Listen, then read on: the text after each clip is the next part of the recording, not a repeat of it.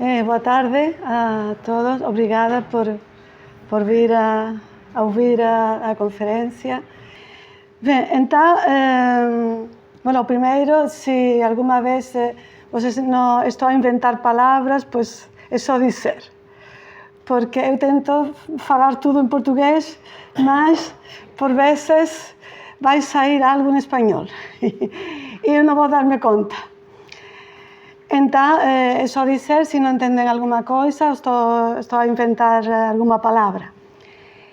E o título da conferência é A Magia da Matemática em Relação com a Química da Natureza.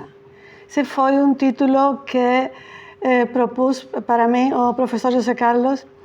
Quando eu o vi, eu não sei do que vou falar, porque é um título que em princípio parece um bocadinho, não sei, como pouco difícil, não?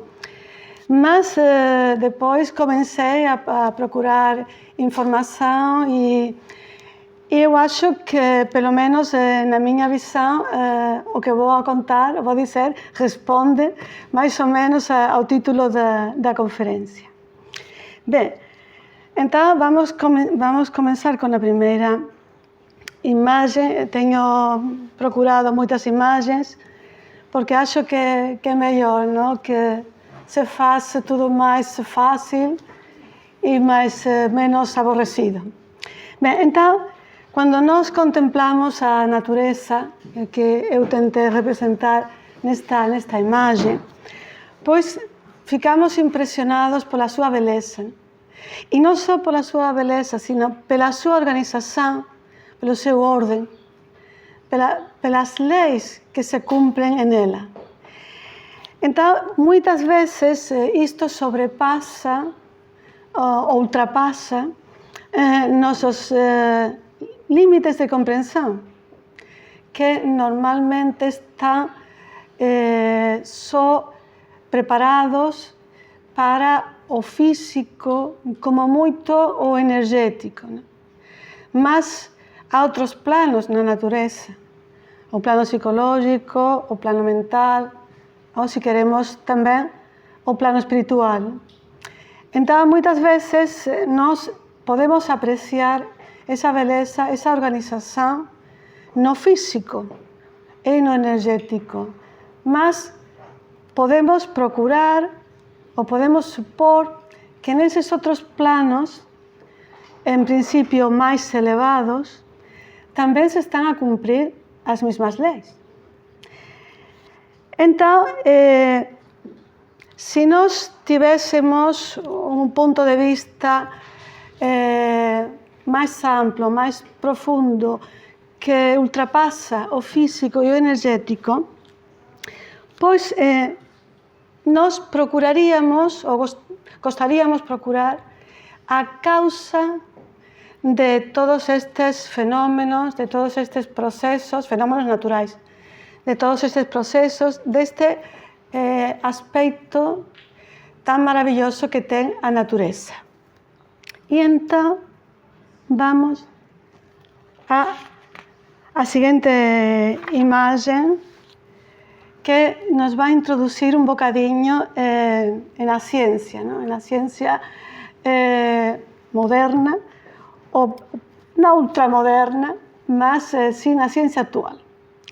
Daí nós podemos dizer que a parte mais pequena de um elemento químico é um átomo. Ou seja, um átomo é a parte mais pequena que conserva todas as suas propriedades. Bem, então poderíamos dizer que o núcleo do elemento químico é a sua essência. O elemento químico tem um núcleo, como estamos a ver, cá, aí não sai. Um núcleo, como estamos a ver na imagem, formado fundamentalmente por prótons e nêutrons. Os prótons que têm carga positiva, carga elétrica positiva, e os nêutrons que não têm carga. E uma nuvem eletrônica seja composta por elétrons, que são partículas cargadas negativamente. Bem, então, devido a más este elemento, este átomo, que na sua raiz etimológica significa indivisível, pois nós podemos dizer que a ciência atual pode dividir, não? Certo? Mas nós, como seres humanos, somos um. E podemos tirar um braço, podemos tirar uma perna, mas isso não indica que não sejamos uma unidade. Porque somos um. Porque temos uma essência que dá unidade ao nosso ser. Não? Então, essa essência que dá unidade ao átomo é o núcleo. Por isso, nas reações químicas, as reações químicas não nucleares, nunca intervém, nunca fica partido, nunca fica quebrado o núcleo. Então, nós podemos dizer que o átomo é uma unidade, ainda que tenha partes. Igual que nós somos uma unidade, ainda que temos partes. Igual que, segundo as tradições antigas, o universo é uma unidade, ainda que tem partes. E isso é simbolizado em algumas religiões, por exemplo, a egípcia, o universo é simbolizado pela vaca Hathor. E na Índia, pela vaca Kamadhenu.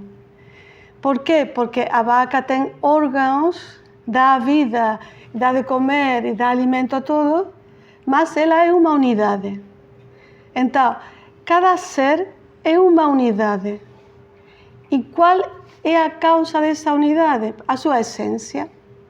De maneira que nós podemos tocar todas as partes dos seres que quisermos, mas não podemos tocar a essência. Porque se tocamos essa essência, esse ser deixa automaticamente de existir. Bem, então o átomo é muito pequeno, claro. Devido ao seu pequeno tamanho, sempre foi muito difícil de estudar. E há teorias sobre seus limites, seu comportamento.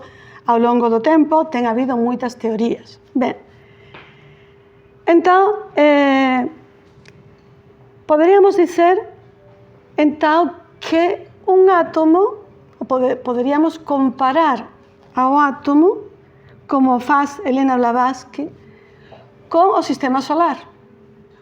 Poderíamos fazer uma analogia, igual que estávamos a dizer antes, a unidade do ser humano, a unidade do átomo, a unidade do universo. Então, o átomo tem uma estrutura similar ao sistema solar. Então, o núcleo seria o Sol, vocês podem ver, e os elétrons seriam os planetas, que orbitam ao redor do Sol, igual que os elétrons orbitam ao redor do núcleo do átomo. Então, vamos com a seguinte. Aqui está representado de novo o que já estive a comentar antes, ou seja, o núcleo formado fundamentalmente, porque todos sabemos que há mais partículas, formada por prótons e nêutrons, e ao redor essa nuvem eletrônica que está ordenada, como toda na natureza, está ordenada por camadas. E isso vai ser muito importante a hora de compreender a vida, os fenómenos que acontecem na vida. Bem, sempre num átomo neutro o número de prótons é igual ao número de elétrons. E assim a carga total é zero, é neutro. Bem, então há uma coisa que temos que ter muito clara, e é que o que define um elemento é o número de prótons que tem no seu núcleo. Ou seja, se há um elemento que tem um próton no seu núcleo, esse é hidrogênio. Se tem 2, é hélio. Se tem 11, é sódio. Sempre o que caracteriza um elemento é o número de prótons que tem no seu núcleo. Nunca isso pode mudar. Se muda, o elemento muda e converte-se em outro elemento diferente. Bem, então podemos dizer que o número, de alguma forma, o que define a matéria. Isto vamos ver em outros casos também, como o número, a aritmética, a geometria é o que define a vida. O que acontece é que normalmente nós não falamos com estes termos. Bem, então temos dito que a essência do átomo, o que dá a sua unidade, o que o define, é o núcleo e dentro desse núcleo o número de prótons. Pois haverá alguma parte do ser humano que seja a sua essência e que seja aquilo que provoca a sua unidade? Bom, sobre isto há muitas teorias e inclusive há muitas pessoas que dizem que não há uma essência mais além do que nós podemos ver de cada ser humano, de cada pessoa. Bem, nós vamos a ajudar-nos um bocadinho de Helena Blavatsky, e ela fala do espírito universal. Bom, esta representação tenta ajudar a isso, não? Ela fala de Atman. Atman, que é um termo sânscrito, e ela fala de que representa o espírito universal, a mônada divina. Poderíamos dizer também a alma suprema. E então, isso seria o que dá unidade a todo o universo, a causa remota de todo o universo. E um reflexo deste Atman, a nível humano, seria o que ela denomina, em sânscrito também, Atma. E o que seria Atma? Pois o espírito humano, a mônada humana. E isso seria o que dá unidade ao ser humano. Igual que Atman dá unidade ao universo, igual que o núcleo dá unidade ao átomo. Bem, então, depois vamos falar mais disto. Vamos voltar um bocadinho à ciência. E então, essa unidade é resumo de outras unidades. Nós, como seres humanos, temos dentro de nós muitas unidades, inclusive seres que habitam em nós, não? Com muito maior motivo, o universo também. É uma unidade e dentro dessa unidade há outras unidades também.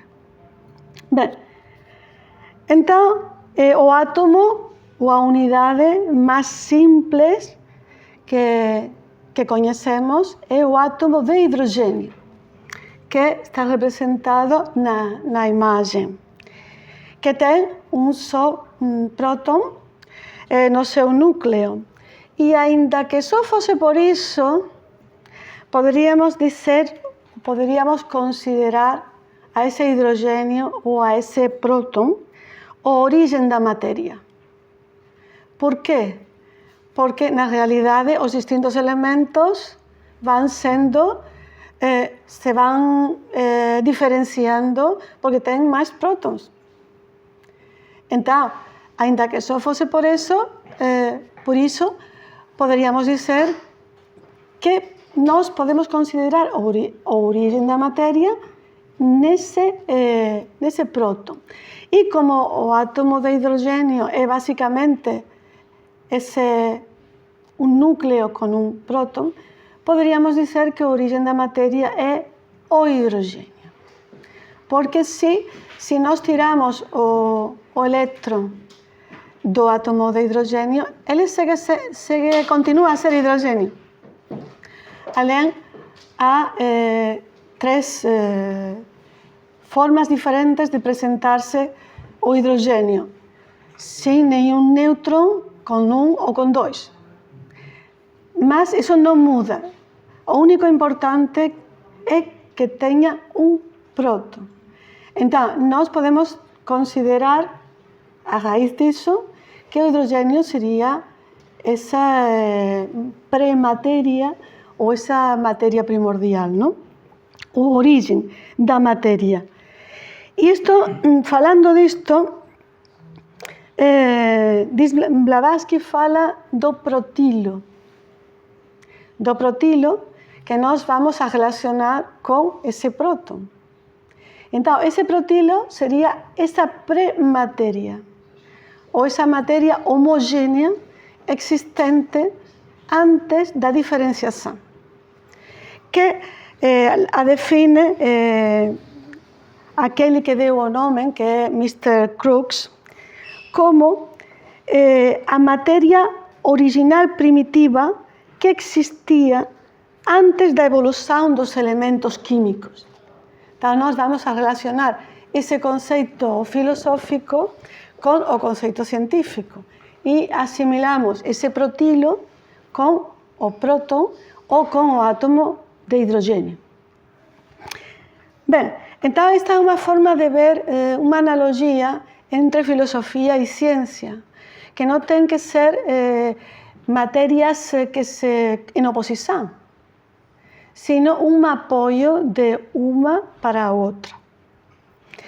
Ben, entón, o átomo de hidrogenio responde como o resto dos átomos a formas geométricas, de maneira que os seus componentes adqueren unha posición no espazo. Entón, nós vamos ver este modelo que serve para cualquier átomo, mas son os primeiros, é para un átomo que teña 10 eléctrons, só 10 eléctrons, porque máis adiante, con máis eléctrons, vai ser moito máis complexo. Entón, vamos ver como serían esas formas geométricas para ver a relación dos números e da forma geométrica, ou seja, das matemáticas, con a vida e con a química, como diz o título da conferencia. Ben, entón, já dix antes que os eléctrons se distribuyen en camadas que están ordenadas. Entón, vamos ver, este sería un exemplo da forma das nubes electrónicas. Já dixemos, un átomo ten un núcleo e ten unha nube electrónica ao seu redor. Ben, entón, a nube electrónica de un átomo sempre vai seguir esas formas geométricas. O que acontece é que se ten máis eléctrons e máis prótons tamén, pois van a aparecer máis. Mas seguen iso. Ou seja, primeiro ten a primeira camada é esta, que dentro dunha camada poden existir subcamadas. A primeira só ten unha.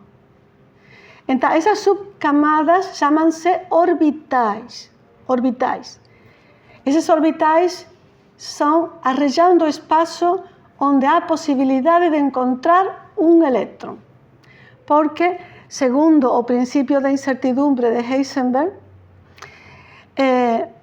o elétron não se pode saber exatamente onde que está, sino a probabilidade de que esteja num lugar, porque o elétron é muito sutil, a dualidade onda-corpúsculo, aí não vamos entrar, é muito energético, então existe uma probabilidade de encontrar uma região do espaço.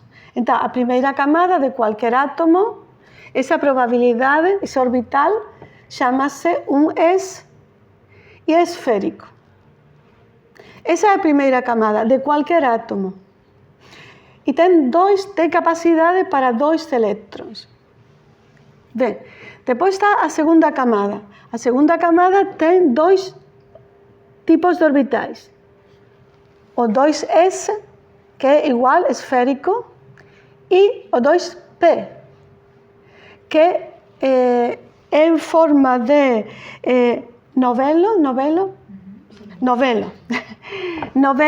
segundo os 3 eixos do espaço, que estão representados na figura.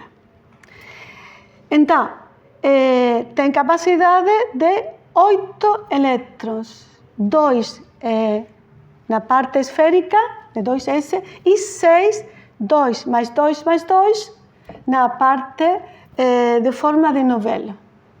Então, nessa camada, o máximo é 8.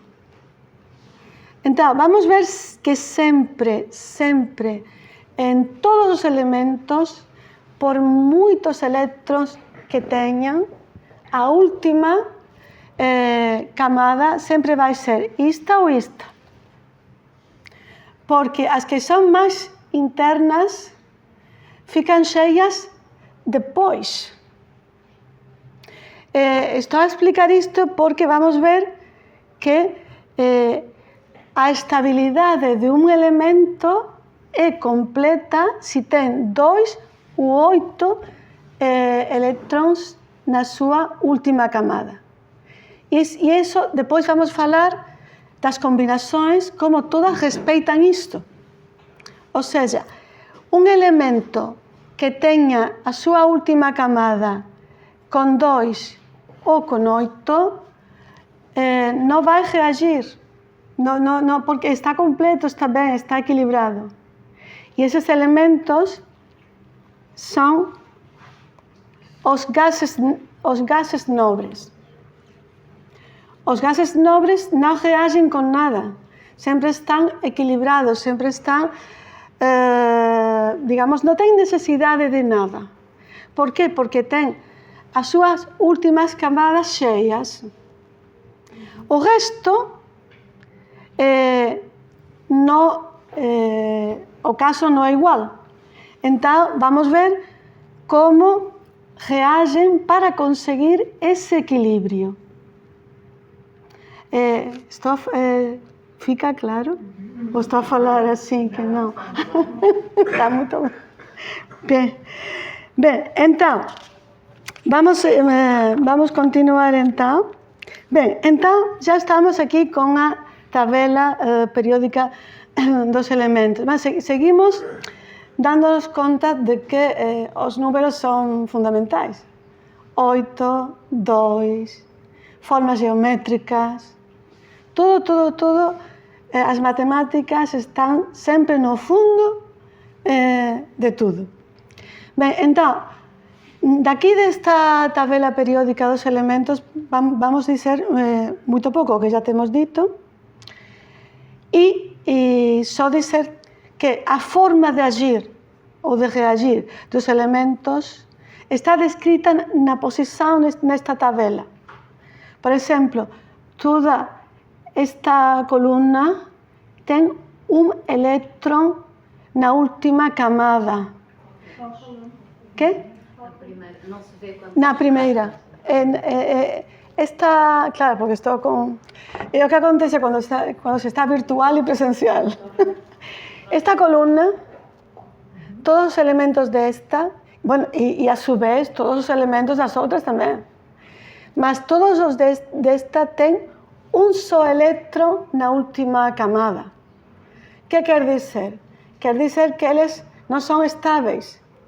Então, van tentar ou compartilhar ese electrón con outro elemento, van a reaccionar e van a formar unha molécula, un composto, unha sustancia química, e van a tentar compartillar ou dar ou receber, en este caso dar. Como sobra un, van a intentar dar ao outro elemento que falte un. Por exemplo, os elementos de onde está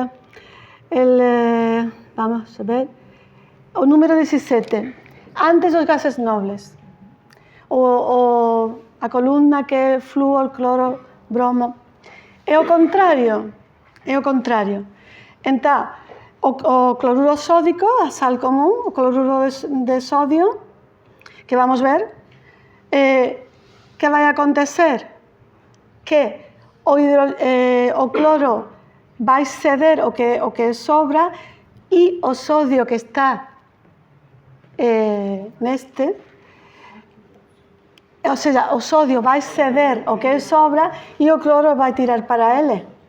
Entón, van a enlazar esos dois átomos e van a formar a sal, o que nós conhecemos como sal. Entón, un elemento cede un electrón e outro recebe un electrón. Entón, de novo estamos a jogar con os números, non? Entón, aquí poderíamos facer moita información, mas non se trata disso, porque entón teríamos que durar non sei cuántas horas na conferencia. Mas que esta tabela, a través dos números que aparecen en ela e as ordenações por columnas, por filas, está a expresar as propiedades das sustancias, dos elementos. Ou seja, que esas propiedades e se reagem ou não reagem, tudo se baseia nestes números. Ben, vamos continuar agora e vamos ver que estamos falando da parte física. Quando falamos da ciência, quase sempre temos que falar da parte física e da parte energética, non? Mas poderíamos falar desde os puntos de vista psicológico, mental ou espiritual, como estaba a dizer antes. Entón, vamos falar, ou vamos a ajudarnos de novo da figura de Helena Blavatsky, que ela descreve a súa doutrina secreta a causa do universo e depois vamos a relacionar iso con os números tamén. Entón, ela diz que a causa do universo se pode, poderíamos descrever en varias partes. Ou seja, primeiro, o absoluto. Iso sería a realidade uma. Ou seja, o que é ao mesmo tempo ser e não ser. A causa remota de tudo. O que estábamos a falar antes, con outros termos.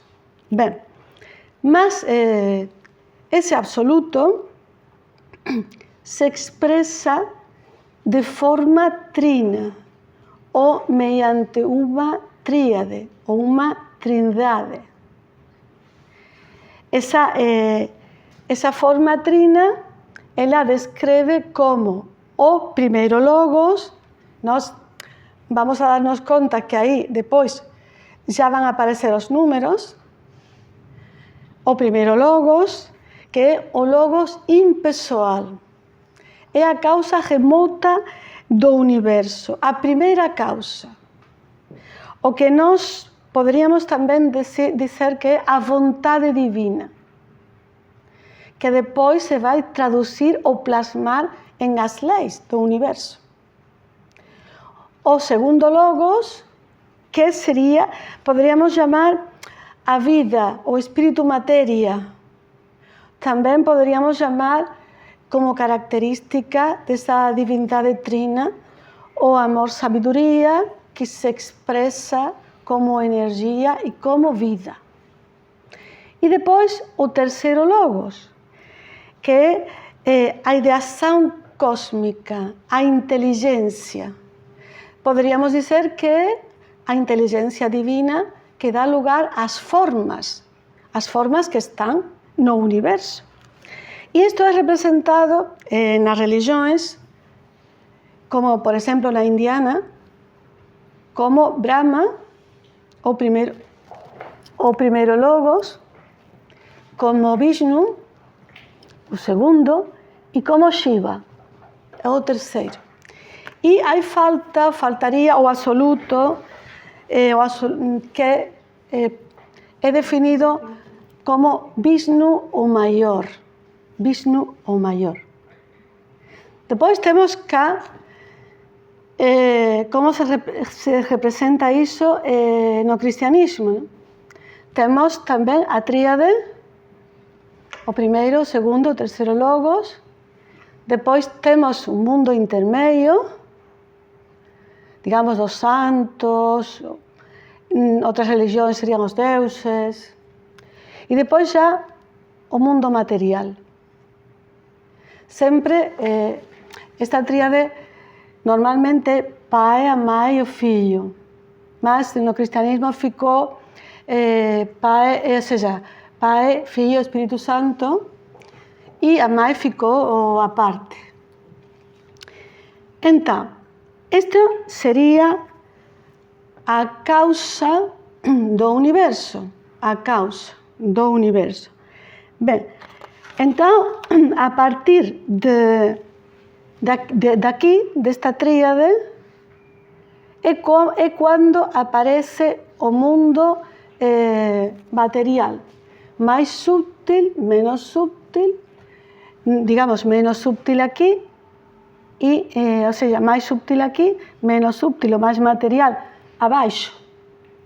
Bem, então, como surge esse mundo material através desse mundo espiritual, vamos ver melhor através de Pitágoras, ou seja, através da tetractis, que é isto. Então, essa tetractis está a buscar a palavra, a dizer, a explicar a geração do universo. Que antes estávamos a ver, é o absoluto, que neste caso, em termos matemáticos, seria o zero, o não número. Seria a representação desse tudo ou nada. Ou seja, ser, tanto ser como não ser, o verdadeiro ser, o zero. Então, o que antes falávamos do primeiro logos seria o um, que é a primeira causa, essa vontade. O dois, que seria esse espírito matéria, ou esse amor-sabedoria, energia-vida, seria o 2. E o 3, que seria essa inteligência que dá lugar às formas. O 3. Esse conceito de 0, 1, 2, 3, não é o conceito que nós temos de número. Para nós, os números são umas cifras. Esses são conceitos ou ideias de seres realmente. E então, o que acontece a partir quando aparece o 4? Quando aparece o 4, aparece o volume, aparece o mundo da manifestação. Deixamos o mundo das formas e entramos no mundo dos volúmenes. Mas não só aparece o 4. Quando aparece o 4, aparece até a década. Aparece o 5, o 6, o 7, o 8 e o 9. Por quê? Porque ao aparecer o número 4, já nós podemos fazer a suma. Então, 1 mais 2 mais 3 mais 4 são 10. E aqui se expressa o ciclo total da manifestação do universo, que são 9 mais 1. E, de fato, no nosso sistema de numerologia, nós temos sempre do 1 ao 10 ou ao 9 e depois começamos a repetir outra vez. Ou seja, que a base são os 9 primeiros números e o 0, como origem de tudo. E também estão representadas as formas geométricas. Vocês veem que aqui está tudo. O quadrado, o triângulo, o pentágono, o hexágono, qualquer forma geométrica está representada aqui. Então, esta é a forma pitagórica de representar o universo e eles tinham o que chamavam o 4 sagrado, a tetractis, que é representado aqui dentro. E esse 4 sagrado não é o 4 material, sino é precisamente esse 0 que ativa ou faz que a tríade se reflecte e seja produzido o mundo material. Seria o 4 sagrado que dá lugar ao 4 material. E esse 4 era simbolizado por um losango. E vocês veem que nesta imagem de Jesucristo é de um quadro do Greco, pois por trás dele está o losango. E então, desta forma, pois os pitagóricos, que eram grandes matemáticos, esta forma está bastante resumida, ¿no? Para aprofundar en esto, pues, en fin, teníamos que ir hasta Pitágoras y preguntar a él. Y más de forma resumida, a explicación do universo desde a causa más remota até a expressão mais externa, ¿no? Bem, então já vamos por... Também eu coloquei o Jesucristo e tudo isto sempre pela analogia, não? Para que estamos a falar em termos matemáticos e estamos a ver que muitas vezes não é que não estejam, é que nós não percebemos que estão, que é diferente, não? Mas, inclusive, nas igrejas, se vocês procuram, há muitos símbolos matemáticos, astronômicos e de todo tipo. O que acontece é que temos que parar um bocadinho e refletir para darmos conta disso. Vamos ver. Então, isto pues, são os sólidos platônicos para ver que todos os corpos geométricos derivan do triângulo. E, ou seja, é o mesmo que dizer que derivan da tríade, porque a expressão do número 3 é o triângulo e é a expressão dessa tríade. Então, vocês podem ver como de qualquer dos sólidos geométricos, los sólidos platónicos, se podem descompor em triângulos.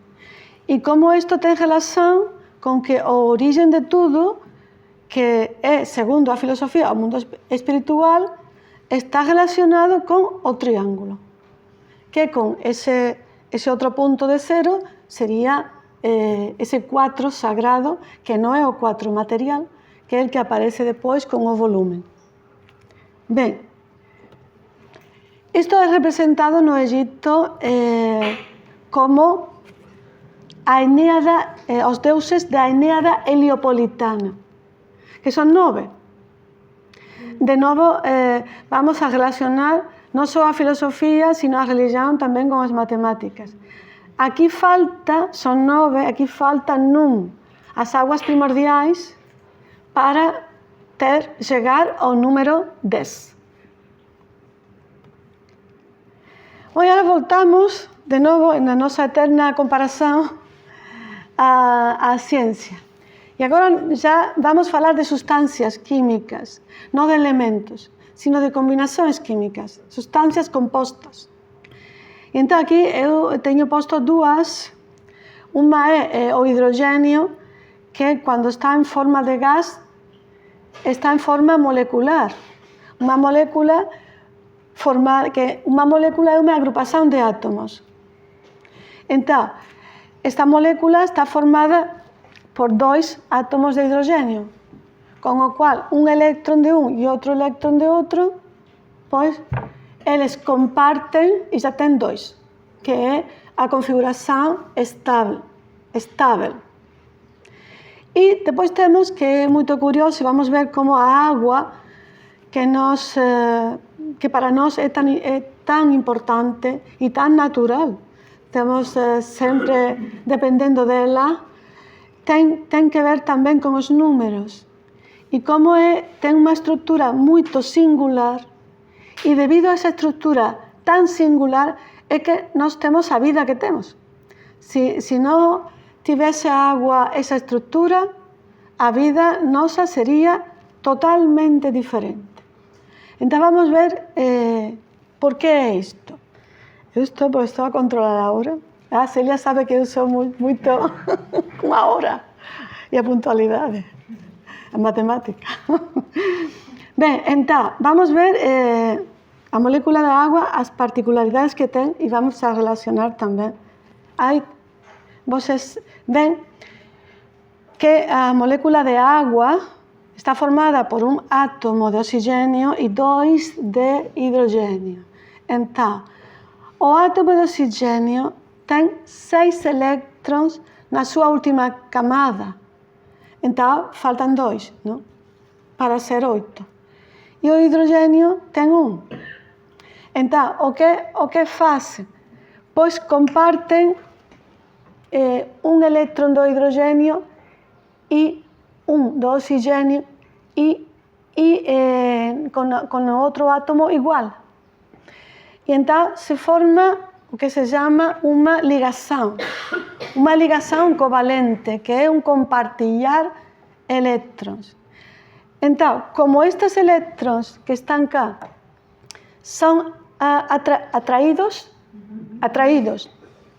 por os 2 núcleos, pois forman unha ligación. E nesta outra tamén se forma outra ligación. E entón xa o oxigénio ten os seus 8 eléctrons na súa última camada, está equilibrado, e os hidrogénios tamén ten 2, están equilibrados, tudo ben. Mas o que acontece? Acontece que o oxigénio ten máis forza para atraer eses par de eléctrons. El ten unha electronegatividade superior, é máis forte. Entón, eso faz que a molécula fique polar. Fica con unha parte negativa perto do oxigénio e outra parte positiva que está perto dos hidrogénios.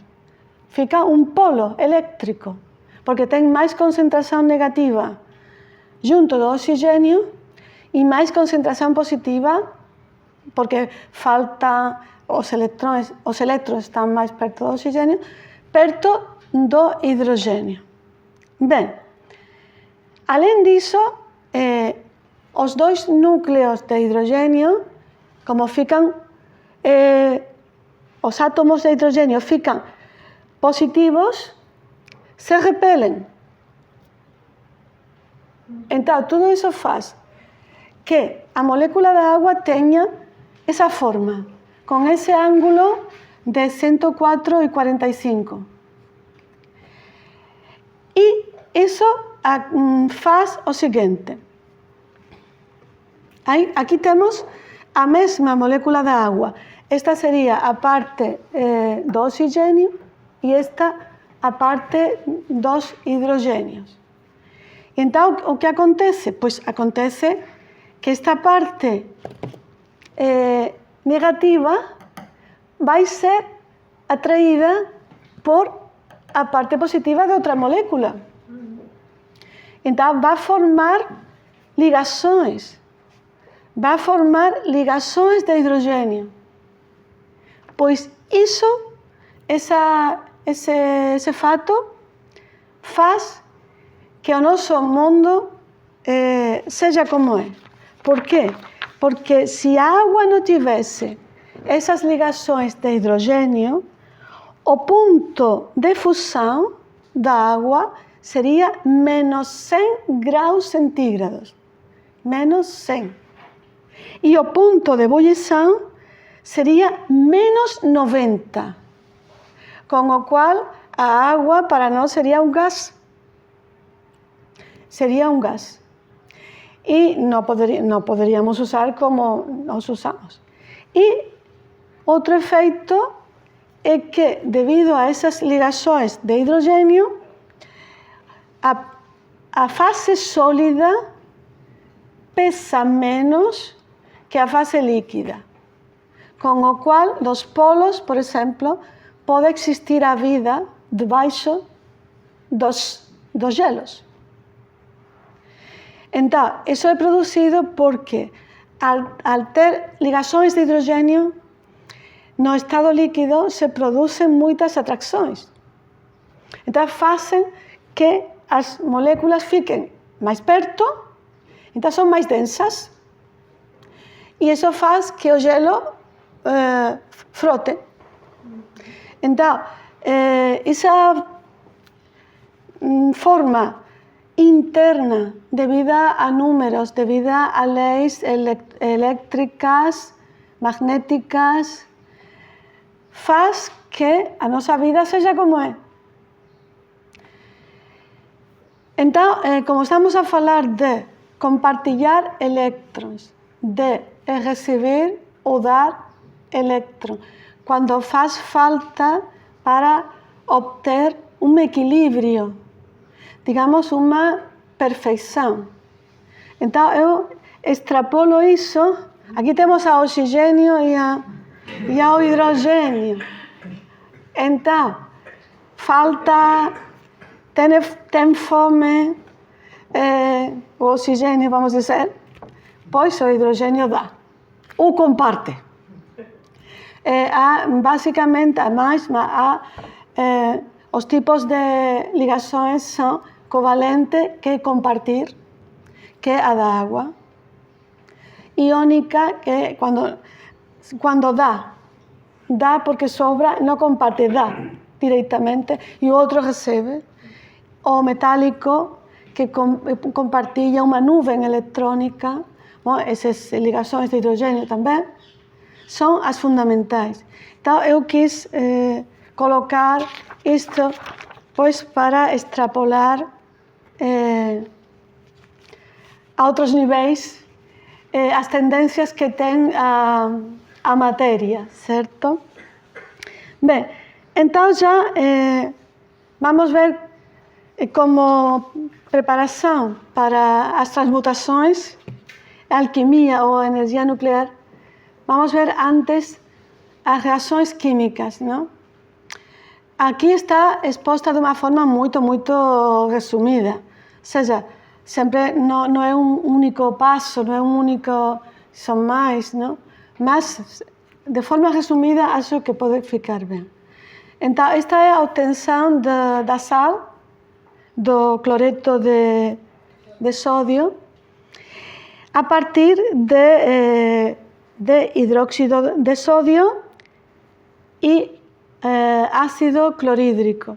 É que a terminología non é o mesmo que en español e preciso lembrar como se diz.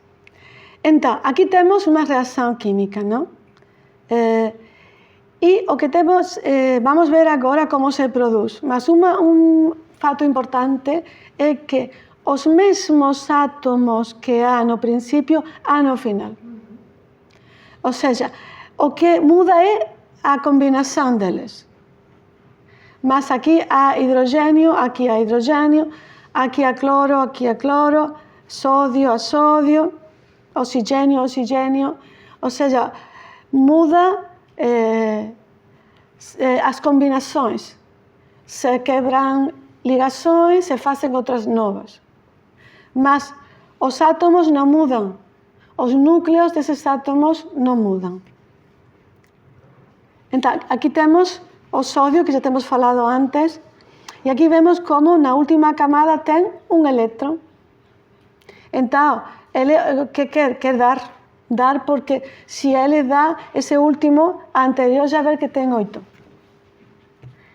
E aqui temos o cloro, que falta um elétron. Pois é fácil, eu dou, tu recebes, já está. Tudo bem. E então se forma isto, que, como vocês veem, tem forma cúbica, ou seja, voltamos às formas geométricas e proporções. É 1 a 1. Não sempre é 1 a 1. Mas neste caso, como é, eu dou-te 1, eu recebo 1, pois todo é 1 a 1. Bem, mas o que aconteceria... Bom, antes de dizer o que aconteceria, de novo vamos fazer a analogia. Ou seja, que procuram os elementos químicos? O equilíbrio. Que procuram a perfeição. Então, nós, seguindo essa mesma lei em outros planos, pois procuramos o equilíbrio, procuramos a perfeição. Compartir, dar, receber, o mesmo que a natureza. Bem, então, e nós podemos supor também que estas mesmas leis numéricas, matemáticas, de alguma maneira se producem igual nos restantes planos. Não podemos perceber porque nós, os planos que conhecemos são o físico e o energético. O psicológico para nós normalmente é um caos e o mental, pois, quase também. Mas podemos supor que tem as mesmas leis, não? Bem, então, o que aconteceria se esses elementos mudaram totalmente, ou seja, se mudara a essência, no caso dos átomos, se mudara o núcleo, se mudara a essência do átomo, o que acontece? Que aparece outro átomo diferente totalmente, já é outro ser distinto. E se um ser humano tem uma transformação tão grande que já não tem nada a ver com o ser humano que era antes, também se converte em outro ser distinto. Então vamos falar da alquimia. A alquimia, esta é uma representação de Notre Dame de Paris. E se vocês contam, aqui há uma escada, tem 9 graus. 1, 2, 3, 4, 5, 6, 7, 8 e 9. O qual quer dizer que voltamos a esse ciclo de 9, ciclo do universo, ciclo global do universo. Também há quem diz que esta é uma representação da filosofia, pois a alquimia é uma forma de procura da perfeição e a filosofia também. O que se diz é que a filosofia trabalha através da transformação e a alquimia trabalha através da transmutação. Com o qual a alquimia é mais rápida, mais perigosa também. E a filosofia é mais lenta, menos perigosa. Então, voltamos. Qual é a nossa alquimia? A alquimia da ciência que nós conhecemos. A energia nuclear. A energia nuclear é as reações nucleares são aquelas nas que o núcleo é afetado. Ou se parte um núcleo ou se juntam dois. Em qualquer dos dois casos, a energia é milhões de vezes maior que a de qualquer reação química. Então, aí estamos a ver a reação que se produz no Sol, que é transformar o hidrogênio em hélio. Ou seja, o hidrogênio tem um elétron no seu núcleo e o hélio, que estava nos gases nobres na parte direita da tabela, tem 2. Então, ao unir, fundir, fusão, pois desaparece o hidrogênio e aparece o hélio. Então, é uma transmutação, já não há hidrogênio, não que esteja mais equilibrado, menos equilibrado, não é que já não há hélio. Essa é a fonte de energia solar e das estrelas também. E então, se diz que esse conhecimento vem através do Demócrito, que descobriu ou publicou a estrutura do átomo, e através de muitos anos, pois, de estudos e desenvolvimento, pois chegamos a isto. Então, aí compreendemos por que o conhecimento muito elevado deve estar oculto, não? Porque nós que fizemos com isso, pois, isto. Isso que vocês veem é a bomba que está aí, a bomba termonuclear Mike, que foi posterior a de Hiroshima e Nagasaki, que vamos falar depois, mas é muito mais potente. Então, esta bomba, que foi em 1952, que foi lançada pelos Estados Unidos em um atol do Pacífico, o atol ficou totalmente destruído. E então, esta é uma bomba termonuclear, chamada também bomba de hidrogênio, e uma bomba de fusão, porque é a fusão de 2 núcleos. E tem uma potência, como já vocês sabem, grandíssima, milhões de vezes a de qualquer reação química. Depois estão as de fissão. As de fissão é o contrário. Em espanhol, fissão. Fissão. Fissão. Fissão. Que seria partir. Parte um núcleo e então também deixam de existir os elementos do início e aparecem outros novos. Como vocês estão a ver, sempre que a essência se toca, é uma energia muito grande. Então, as bombas de Hiroshima e Nagasaki, que foram a Hiroshima de urânio e a a de Nagasaki de plutonio, pois mataran a primeira aproximadamente 66.000 persoas, sen contar con as doenzas, as feridas e todo iso de outras moitas persoas, e a de Nagasaki foran 70.000, máis ou menos, 70.000.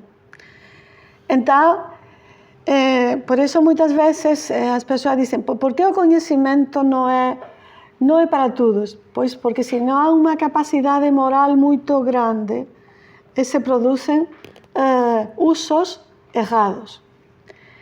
Ben, tamén há outros usos da enerxía nuclear, que son pois as centrales nucleares. Mas, e isto o que acontece con isto? Que como é moita enerxía a que se põe en xogo, pois ten que ter tamén moitas medidas de protección, porque cualquier erro pois efeitos moito importantes. Ben, isto é a nosa alquimía. A nosa alquimía que se reduz a fenómenos físicos e energéticos. Mas o que é a alquimía? Pois a alquimía se diz que existe desde os tempos máis remotos da humanidade, que existiu na Mesopotamia, no Egipto, en todas as civilizações antigas.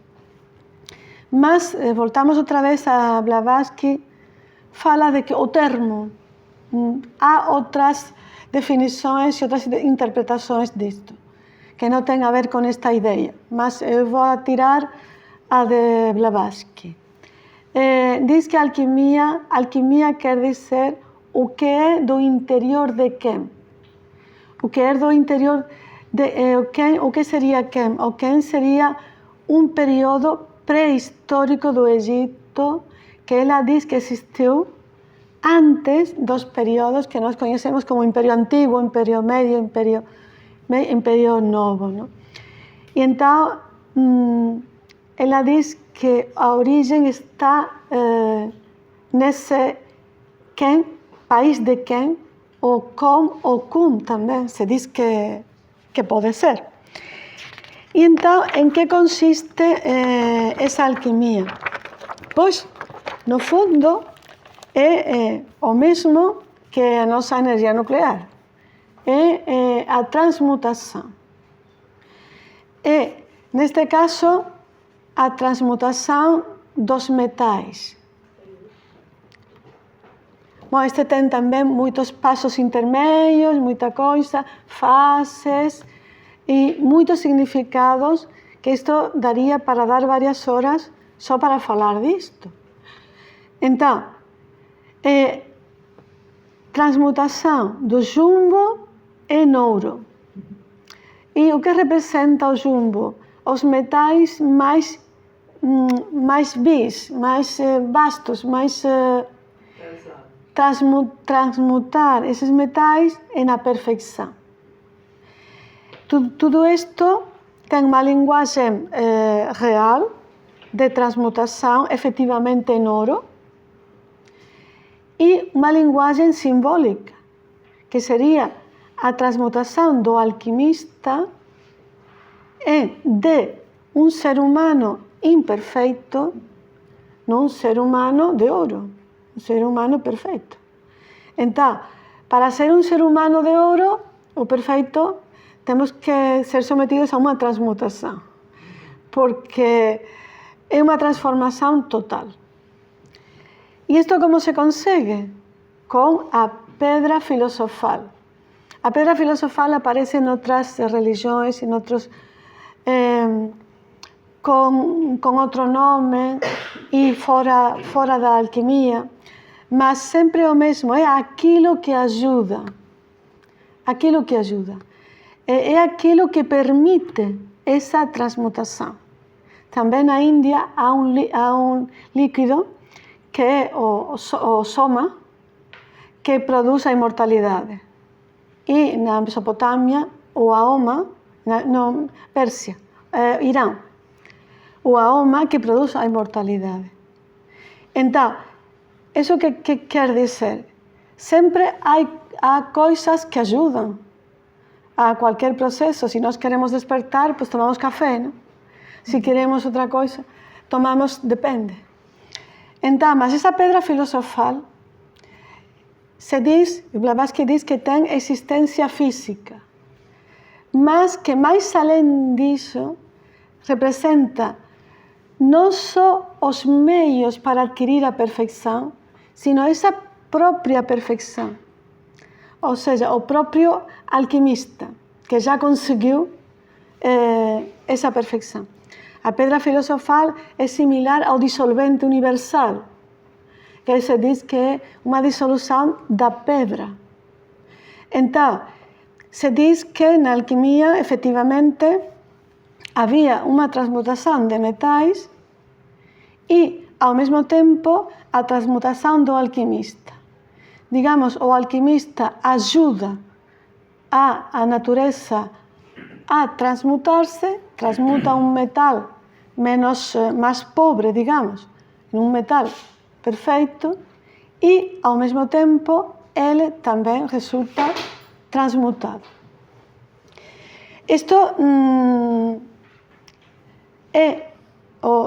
supomos que era, se diz que a todos os níveis, físico, psicológico, mental e tudo, e sempre a alquimia é uma ciência sagrada, se diz que ensinada só nos mistérios iniciáticos, sempre praticada com um objetivo positivo, com um objetivo superior.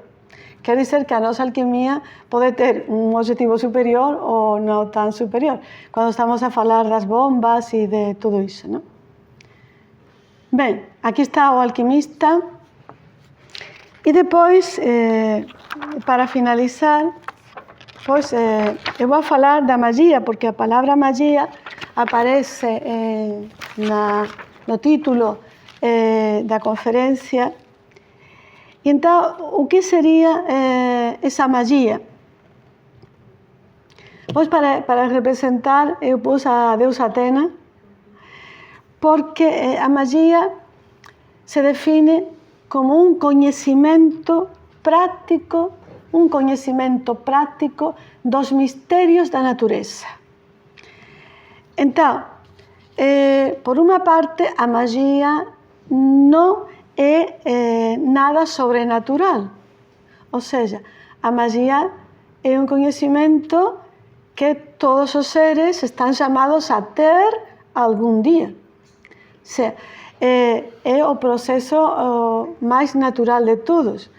O que acontece é que, como nós estamos tão longe ainda de conseguir isso, pois nesse sentido sí que podemos considerar que é sobrenatural, mas não porque não seja natural e não porque não seja para todos os seres. Segundo todas estas doutrinas, não há nenhum ser discriminado na natureza. O que há são diferentes momentos evolutivos.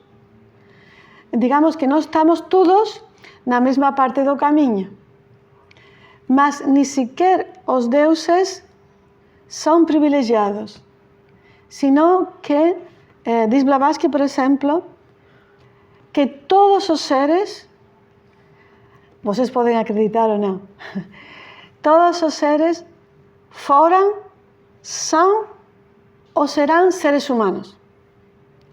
O que quer dizer isso? Pois quer dizer o que estava a dizer antes, que cada um está em uma parte do caminho, mas não há nenhum ser, porque ela diz, inclusive, se um ser nasce já como Deus, e tudo, digamos, tudo para ele pode conseguir tudo, tem muito poder, tem tudo, e outro nasce como uma pequena formiga, pois como há muita discriminação, não? Por quê?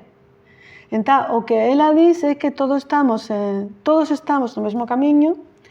O que acontece é que uns têm caminhado mais e outros menos, mas que todos vão chegar, e nesse sentido que diz isso, todos os seres foram, ou são, ou serão seres humanos.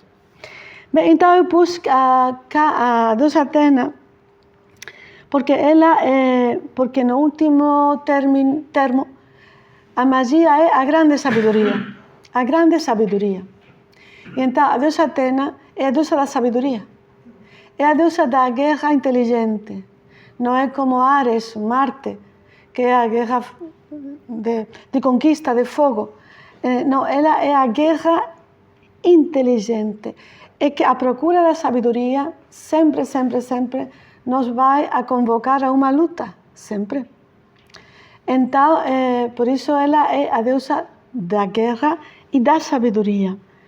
Bem, então, os poderes mágicos, pois os poderes mágicos estão relacionados, segundo eu percebo, com o que estávamos a comentar antes do primeiro, segundo, terceiro logos, com a vontade, o amor e a inteligência. Aquele ser que possui uma vontade superior, que se traduz em cumprir todas as leis, um amor e uma sabedoria que se traduz em dar energia e em dar vida, e uma inteligência que se traduz em todas as formas perfeitas que faz, tem poderes mágicos.